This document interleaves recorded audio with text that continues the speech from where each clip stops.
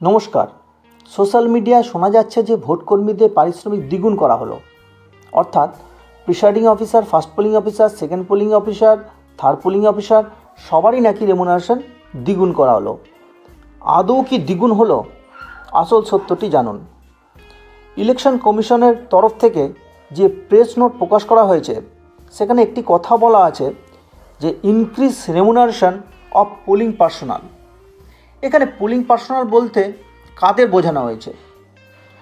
যে সমস্ত কর্মচারীরা বুথে গিয়ে কাজ করেন তাদের কথাই বলা হয়েছে, তবে কিন্তু সবার জন্য নয়, এটা আপনারা ভালো করে বুঝে নিন। সকল পোলিং পার্সোনালদেরই কিন্তু রেমুনারেশন ডবল হচ্ছে না। তাহলে কাদের ডবল হচ্ছে? আপনারা বিভ্রান্ত হচ্ছেন। বিভিন্ন সোশ্যাল মিডিয়ায় বিভিন্ন কথা বলা হচ্ছে, আপনারা বিভ্রান্ত হবেন না।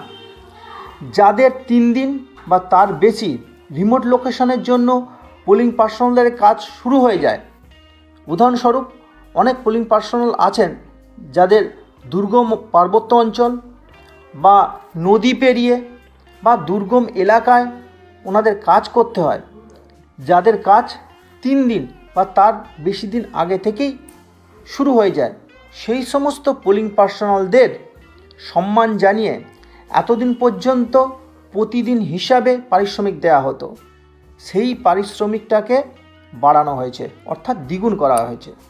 এর মানে এটা নয় যে সকল পোলিং পার্সোনালদের কিন্তু রেমুনারেশন দ্বিগুণ করা হলো। তবে রেমুনারেশন কত হবে সেটা এখনও পর্যন্ত কিন্তু অফিসিয়ালিভাবে কোনো কিছু জানা যায়নি।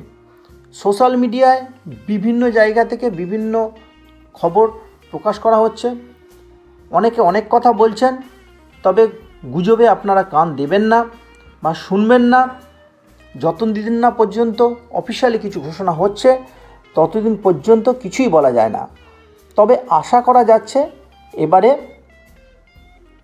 রেমুনারেশন আগের বারের থেকে কিছুটা হলেও বাড়বে।